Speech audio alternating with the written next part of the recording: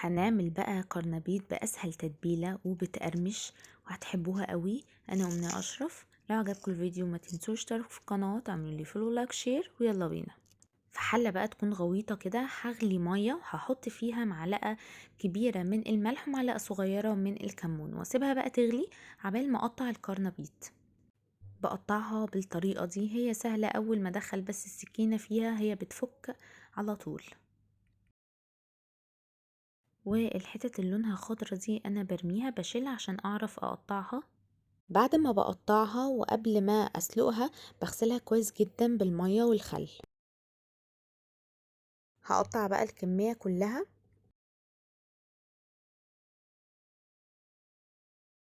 بعد كده بقى بمسكها واقسمها نصين، بدخل السكينة فيها حتة صغيرة وبعدين افتحها بايدي بالطريقة دي، هي هتتفتح على طول بالراحة.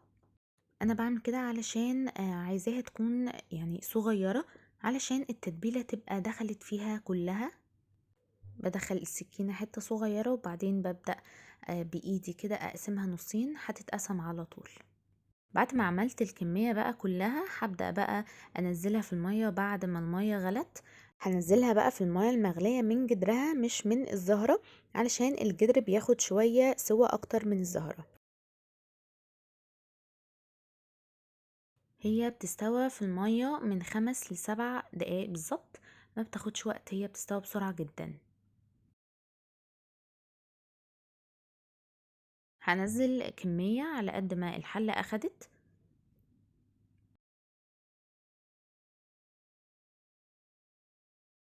بس هي بقى بعد 5 7 دقايق كده استوى بسرعة جدا. فما تسيبوهاش اكتر من 10 دقايق علشان ما تتهريش منكم. هطلع بقى الكمية دي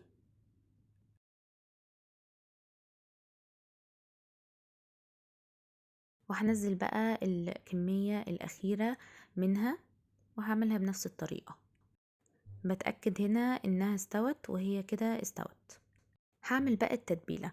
هفرم معلقة كده صغيرة من الثوم المفروم وشوية من الكزبرة وكمان شوية من الشبت. انا ضربت الورق بس بتاع الكزبرة. في طبق بقى يكون غويط هضيف 2 من البيض، انا ضفت دلوقتي واحدة ودي التانية.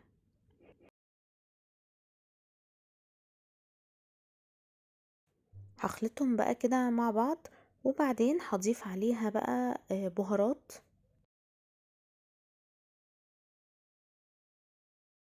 عبارة عن ربع معلقة كده من الفلفل الأسود ومعلقة صغيرة من الملح ومعلقة صغيرة من الكمون ونص معلقة من الكزبرة وشطة حسب الرغبة، والملح برضو حسب الرغبة. هضيف بقى عليها كوباية من الدقيق، كوباية الشاي العادية، وبعدين هضيف بقى عليها خليط الكزبرة مع الثوم مع الشبت اللي احنا فرمناهم. وهنا ضفت بقية كوباية الدقيق، ما كنتش حطاها في البداية كلها على بعض. هنا بقى هضيف بقى الحليب بالتدريج، انا ضفت 3/4 كوب، برضو كوباية الشاي. وهخلط بقى كله كده مع بعض بالمضرب اليدوي. وهضيف ربع معلقة من البيكربوناتو. دي مش هتخلي الكرنبيط يشرب زيت كتير، بس وده القوام اللي انا عايزاه، ما يكونش تقيل قوي ولا خفيف. اخر حاجة بقى بضيفها شوية كده من الكزبرة، بقطعها، بحب احطها كده في الاخر. وهخلطها كده تاني وكده التتبيلة جاهزة معانا. هضيف بقى الكرنبيط في التتبيلة واتأكد انها دخلت في كل حتة فيها بالطريقة دي. هحط الكمية بقى كلها في الخليط ده وبعدين هقليها على طول بقى في الزيت.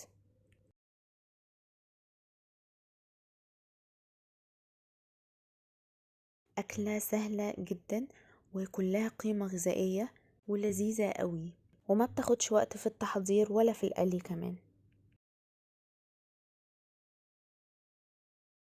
هعمل بقى الكمية بتاعتي كلها لغاية ما اخلصها.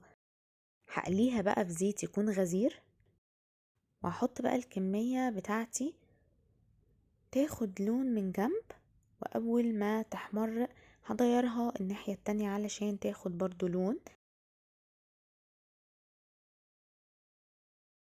في البداية نكون معليين النار بس ناخد بالنا عشان ما تتحرقش، ونقلبها على طول لان هي بتاخد لون بسرعة جدا، وكمان مش محتاجة انها تستوى فهتتحمر بسرعة جدا.